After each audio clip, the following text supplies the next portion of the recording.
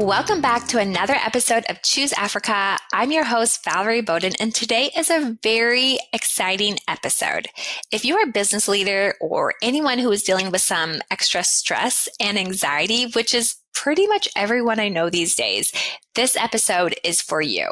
We invited Dr. David Rosmarin, who is a professor at Harvard. He's also the founder of Center for Anxiety, to come and share, what do we do with our anxiety? How do we think about it? And what tools do we need? And let me tell you, his research is incredible. He's been featured on Good Morning America, the New York Times, Wall Street Journal, Boston Globe, and he's also a TED speaker. So I'm so excited for you to learn this because it has helped me dramatically. It's shifted my entire view of anxiety, and it's very different than what I was taught to think about my stress and my worry. And on another note, he is also one of our clients, and he is one of our virtual assistants. So if you are a busy CEO and you're wondering, okay, what does it look like to work with a virtual assistant, and what do they do? In this episode, Dr. David also shares the exact task that his virtual assistant does for him, how he onboarded her, and how we work together. So I'm so excited. Let's jump in. Hey, Dr. David, I'm so excited to have you here with us today. Go ahead and say hi and introduce yourself to everyone who's listening. Valerie, it's awesome to be here. Thanks so much. My name is David Rosmarin. I'm a clinical psychologist at McLean Hospital and the founder of Center for Anxiety, which has served a lot of patients, over 10,000 folks in the last decade or so. That's amazing. I know that you speak about anxiety all the time. And one of the things I think that has surprised me is that you call anxiety a blessing. And I know you just did a TED Talk on it. You got over 60,000 views in less than a month. Can you please explain to me how in the world my anxiety is potentially a blessing? Okay. So firstly, you have to distinguish between clinical and non-clinical anxiety. Clinical anxiety is not a blessing. That's something that when it interferes in your life and it's getting in your way, that's a time to get professional help and to tamp things down. But our society's expectation is to have no anxiety, no stress, no distress, no trouble. And A, that's not realistic. But B, I actually think that would be bad because life has surprises. It has its uncertainties. And when we experience some emotional distress, we become more aware. We can get more vulnerable and connected to people in our world. And we can actually learn to embrace things, become more resilient, and even let go. So there are a lot of ways that non-clinical anxiety, which all human beings experience, even though it's not fun, it can be, I believe, a form of blessing. That's amazing. It's such a different way because I think we're taught we should get rid of our anxiety. Mm-hmm. And so you hear people quitting their job because it's stressing them out. So that's a completely different view of it. How did you come to this conclusion? How did you figure this out? Well, it happened during the pandemic. My own anxiety spiked higher than ever before. We had 500 active patients at Center for Anxiety at that time. And I was really genuinely nervous, what's going to be with all these people under my care, under the care of my staff. And, we shifted to telehealth, 100% telehealth, and was it 2 weeks? We had to get everyone out of the offices. And it was a whole new way of doing, of operating. The stress was very high and I was very nervous. And what happened was incredible. Our patients did better during the pandemic than they had ever done before. What? How is that possible? No, we even did research on this and published it last year. And we found that people who were in therapy prior to March 2020 did not have a substantial increase in anxiety from any time from April through December 2020. As a whole, that group.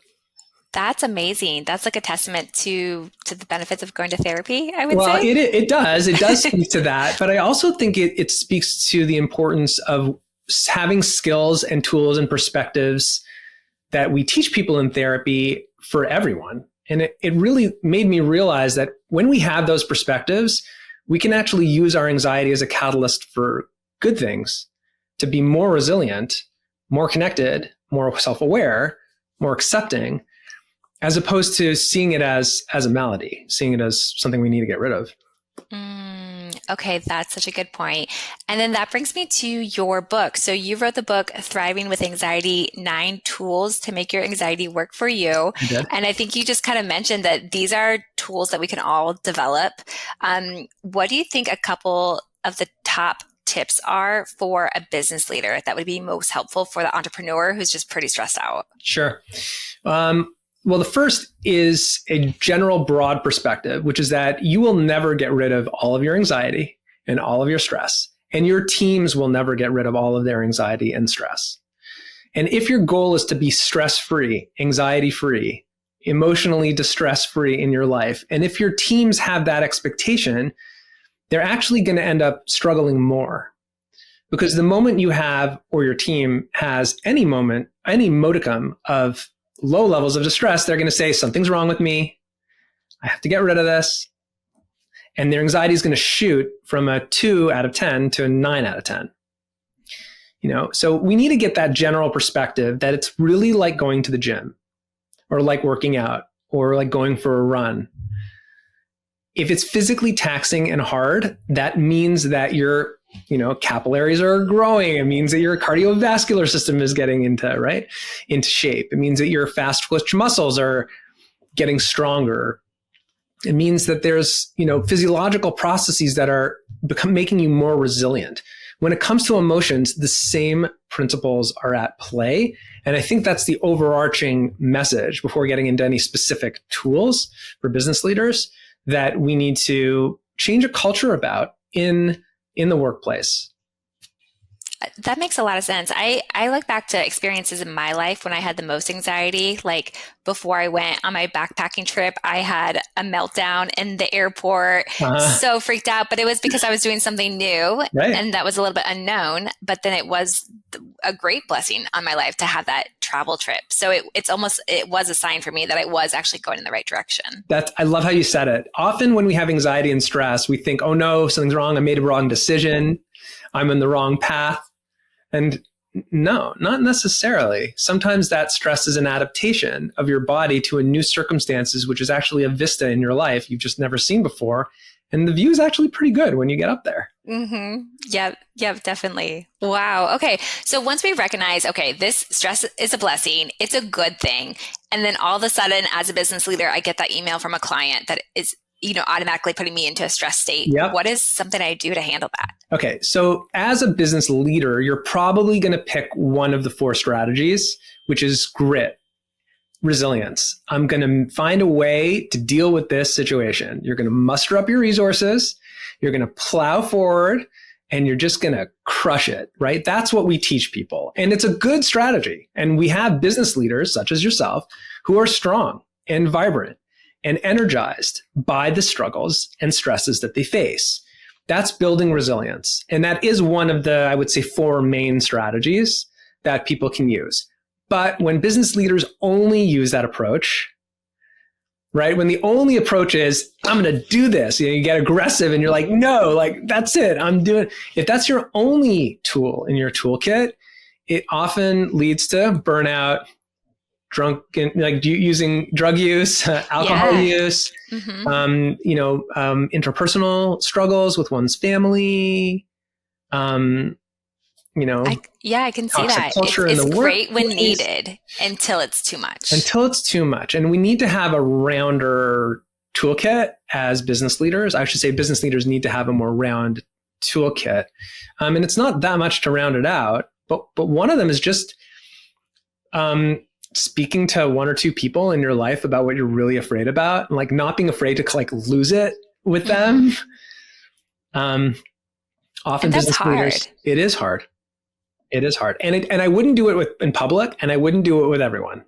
Okay. That's great to know. I don't think business leaders should be melting down in the boardroom.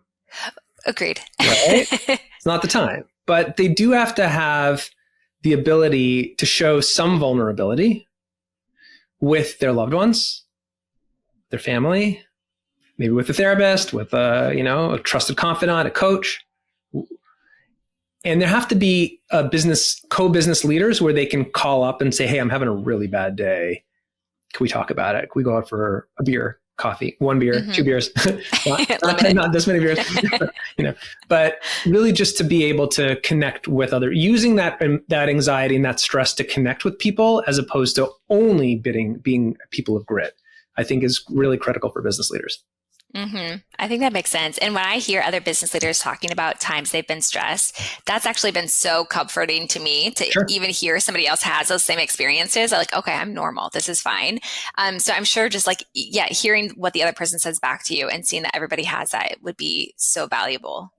Yeah, and everyone does. I've never met a successful entrepreneur who didn't have very significant stress and anxiety, ever. Wow. Have you? No, I think I keep hoping to find someone like that, but you're right. I've never seen anyone like that. No. And the same goes for people who are at the top of their game in sports, like gymnastics or whatever it is, or people who are in the top of their game in music, or people in the top of their game in entertainment, or people in the top of their game in academics, and academic or clinical. It goes with the territory of success that you're going to have some high level of stress and anxiety because you're facing adversity and doing things that other people aren't doing. Okay. And give me one other tip. So I have this anxiety. I know it's a good thing. I'm talking to someone about it. What is one other thing to do? There is an aspect that I find business leaders need to work on usually is recalibrating and rebalancing a bit. And that does mean taking down the stress to some degree in order to just be aware of what they're really thinking.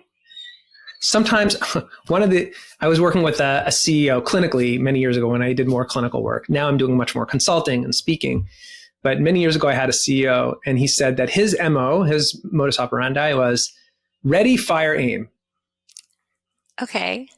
And he got himself into a lot of trouble. I bet. Yeah. Right? Ready, fire, aim. And the reason is he was so used to like just doing things and gritting it and moving and grooving that he didn't stop and think. And he made obviously errors along the way. And we, ended up having to clean up a lot of that mess. I bet. So sometimes there is another gear that business leaders need to learn when to go into second gear, first gear even. When to put the car in neutral. Like there is a time when you're driving to coast for a little, just to take things down. Not to completely abrogate your responsibilities or resign or change. Like it doesn't require, I like to see it integrated into a person's life, as opposed to having to take like a month off of work. You've let it go too long if you have to do that. I think this is great. I think business owners, there's so many emergencies happening at once. So you think you'll deal with your stress later. But if you don't deal with your stress a little bit now, it's going to blow up in your face, like you mentioned, like with that CEO. So giving yourself that time to coast a little bit, not be in full gear all the time. That makes a lot of sense to me. That resonates. Right. I think probably with a lot of business leaders listening to this. Okay. Yeah. And one thing, so I follow you on LinkedIn, and one thing I saw about one of your posts was you actually shared that you had anxiety while you were launching Center for Anxiety. And I was like, what? He has anxiety? And first of all, I was so shocked that you shared that, but like in a positive way, where I was like, oh, that is actually so refreshing to see some real transparency and someone being authentic. So talk to me today, like what makes you anxious and how are you addressing that in your own life? How are you finding that to be a blessing? Yeah, Valerie, I definitely have my share of anxiety, believe me. Back then, that was another period of my life, and not just the pandemic, but back then I was starting this organization in New York, living in Boston, having my academic career here, and then commuting there 2 days a week, seeing my patients, coming home, building up a staff. Like it was, if I didn't, at first I felt like very disingenuous. Like I shouldn't have anxiety. I'm supposed to be helping people with this problem. How can I have it myself? And then at a certain point I realized if I didn't feel stressed and anxious, then something's wrong with me. This is crazy. This was insane. Mm-hmm. And once I realized that, then it definitely took a lot of air out of the balloon, right? It made it a lot less intense. Oh. Wow. I'm thinking back to what I grew up hearing. I think for anyone who's grown up in a religious home, you're almost at do not worry, just pray and trust. Okay. So can you speak to that for anyone who's coming from Sure. like a faith-based perspective, and how this also like it actually is synergy, it synergizes with that? Yeah, I'm also a person of faith, and I definitely, I resonate with that. If the faith, to me, I mean, if you look at the Bible, you see countless characters who struggled with not just anxiety and stress and emotional pain, but also like famine, death of family members, adultery. Like there was crazy stuff. Life isn't going to be perfectly, fun and amazing all the time. And to me, faith or spirituality is a tool to be able to get us through the vicissitudes of life, not to not have any vicissitudes in life. It's not a magic potion to make all of your problems go away. It's and I think maybe a particularly valuable tool for me, certainly on a personal note. I think it helps me to let go and to accept the limits of my control as a human. That's a hard one. Right? There's certain things that just happen and you can't control them. You can't even influence them so much. And you sort of have to let things play out. Okay. Yeah, that makes sense. And focus on the areas that you do have charge over and let go of those that you don't. And to me, if it weren't for my spirituality, I don't think I could do that. But anxiety leads into that. I think it's okay. That helps me to let go in some ways. Sure. No, I think that makes so much sense. I have a personal question that has just popped up to me. I've been reading a lot about gut health, and in the books I've read, they mark stress as actually something that's like actually really disrupts your gut health, your hormones. And so I've been doing some like breathing exercises recommended in the book, and I actually do feel a lot less stressed after that. What is like, in your opinion, does the stress really make that much damage like on your physical health and your body if you're not actually being aware of it and taking care of it? There's a saying in the mental health world that the body keeps the score. And your body does take in what your mind is thinking, what your heart is feeling, and all of that. Just the other day, I had this experience. I'm a distance runner, and I sort of need to be. I kind of like to joke that if I didn't do long distance running, I'd probably be dead. But I think it's true. Like if I don't throw down, at least 10 miles in a week, like something's wrong. Like I'm either sick or recovering. Yeah. So I have, a month ago, I did a long run. It was about 8 miles around the Charles River here in Boston. My heart rate was at 142 average. Not bad for 45-year-old guy. That's great. Not bad. Last week was a particularly stressful week for a variety of reasons. My heart rate, 167. Wow. Average beats per minute on Oh, that is amazing. So you just doing your typical run was already seeing that your heart rate was higher. Yep. And furthermore, the one at 142, I was actually going faster. I was going like maybe even 20 seconds a mile faster. Oh, that's so interesting. It's not all about our physiology. Our mind makes a massive difference. And it's not just cortisol. You mentioned stress. There's also adrenaline. Like your body manufactures more adrenaline when you're feeling stressed, anxious, nervous, concerned about something. And then it's going to ramp up your body system, make it harder to metabolize, harder to just manage your day to day. So yeah, breathing, yoga, Pilates, going for walks, connecting with people, having those raw, vulnerable meetings and conversations and being emotional with them. Not all the time, but like a little. Sure. Yeah, being real, being human, accepting, the limits of our control, the spirituality, like this is all part of what I think anxiety encourages us under the surface to do. And then that actually, again, goes to your point. It is a blessing. Like if I'm choosing to be more part of my community and take better care of my health because I know I have some anxiety, that actually it's leading me to be healthier in all ways in my life. Ding, ding, ding. I'm getting it. Okay. Okay. So tell me about these workshops that you're launching next year. Those sound really awesome. Who are they for? What are you going to be doing in them? It's a great question who they're for. Initially, I thought they'd be for people with some level of anxiety, but the feedback I've gotten from the few people who have participated in them is really, it could be for anyone, whether they're experiencing anxiety or their family members are experiencing anxiety. The one thing is, I'd say if people have clinical anxiety that's interfering with your life, this is not a replacement for therapy. If people are having clinical anxiety, they need to get professional help. But I'm hoping to do a couple of cohort classes, live classes, and maybe at some point some asynchronous recorded workshops. And it's a 30-day workshop, which is 4 classes, about an hour each. And the material helps people not to get rid of their anxiety, but to learn how to use it in a constructive way in their lives.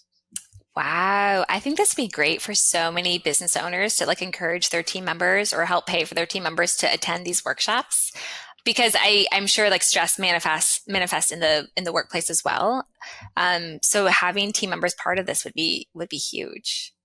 Thanks. Hope so. Wow. I'll be talking to my team members. Hope it's a value add. Oh, that's amazing. And how do people actually go and sign up and attend one of these workshops? Thanks. Everything's through my website, dhrosmarin.com. There's a sign up page. It's already there, and people can check it out, learn about the workshop, see a little bit what's going on, and also sign up for my email list, which has other materials around thriving with anxiety. Oh, that's amazing. Okay, cool. I'm so excited about that. Okay, I want to switch gears a little bit because I know that we talk a lot about African countries. Yes. So, okay, we're going to break this down. So for anybody who doesn't know, you have a virtual assistant who's Ethiopian from Cradle, which is really cool. Before we dive into what it's been like working with her, can you talk to me about the story you shared? I believe it was your grandpa, because I know we've talked about my views on how we should go beyond charity and just do good business and good work. Tell me your kind of viewpoints on that. 100%. In 1963, my father-in-law, Dr. Milton Hoped, who is a pediatric dentist, actually became a professor of pediatric dentistry, and he trained thousands of people around the world. He went to Ghana, and he went there on if you will, a dental mission to be able to treat people in rural Ghana with dental procedures. I think he said at that point in time there was one dentist for every 400,000 people in the country. Wow. Yeah, so an incredible shortage of dentists. Mm-hmm. And he went there really as a social value, as a to be able to give to the developing world, to be able to provide his Western knowledge to that area of the globe. I think it's in many ways the exact opposite today. Working with someone who's from Ethiopia has been, I don't know who's gotten more out of it, her or me. And I think there are certain jobs and certain positions that are actually better suited for people who are overseas at this point. They might be positions that people in the United States don't want or see them as stepping stones. They might be certain positions that, frankly, with all the mental health issues that people are having today in the United States, that can create issues of turnover, which I think is, anxiety we know is interestingly less common in low and middle income countries. So that's another piece which is important. And I think for business leaders today, who have stress, we need solutions to broaden our resources and, to be able to partner also with someone like you. I think these are the main issue is finding someone, hiring them, managing them, stuff comes up, and having that middle manager, so to speak, those, having a group, being able to work with your company that really takes all of those HR issues out of the picture. Between that and the social value that I get, and it is bidirectional, I suppose, it just makes so much sense for assistant positions, at least, and probably for others as well. Yeah. Yeah, no, that makes sense. And thank you for those kind words. That's amazing. And I think you're right. If we're talking about stress and you compare every business leader with a virtual assistant to help them, or a team of cold callers who will do the bulk of cold calling for your American team. I mean, that also reduces stress. And I know you talk a lot about resources versus demands. Can you expand a little bit on that? Stress is different from anxiety. Stress is when people have too many demands and not enough resources.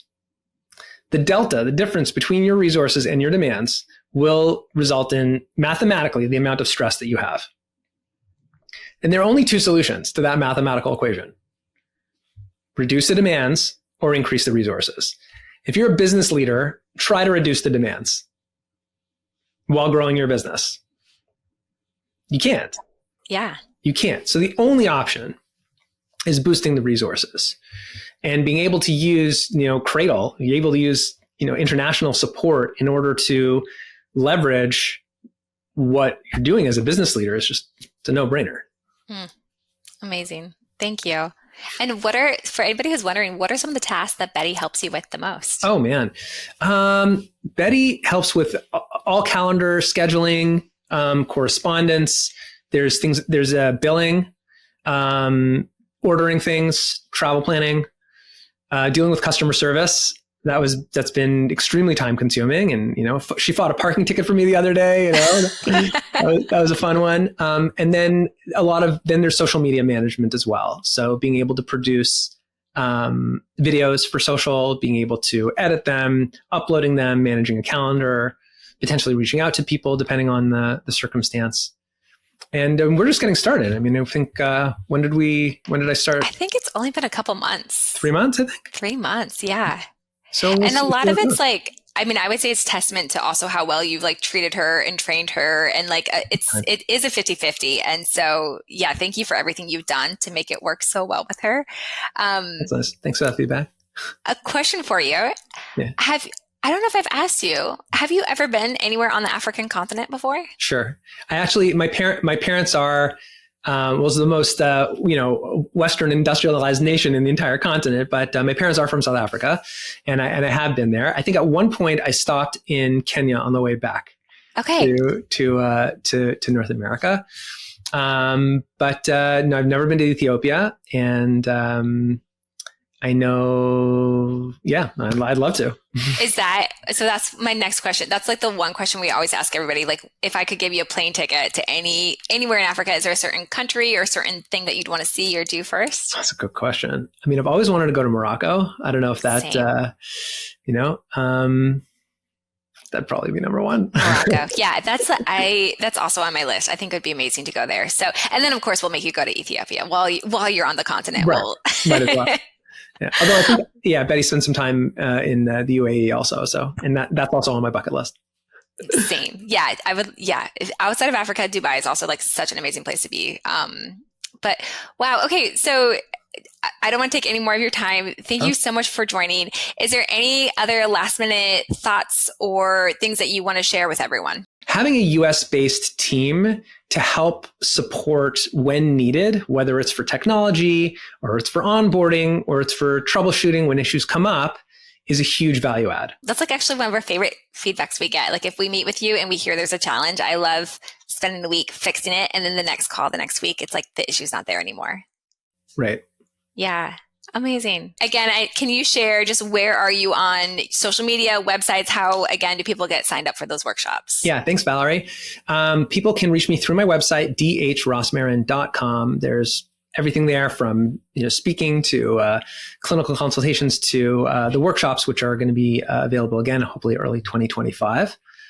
And people can just reach out to me and say hello also. Thank you so much. First of all, thank you for, again, being an amazing client to work with. Thank you for coming on this podcast. And then I really can vouch for you. Everything you've done and your keynotes and all the things you're doing are just amazing. So I'm excited for you to get more out there in 2025 and for business leaders, especially to take advantage of all the tools that you're providing us. Thanks so much. Really appreciate that, Valerie.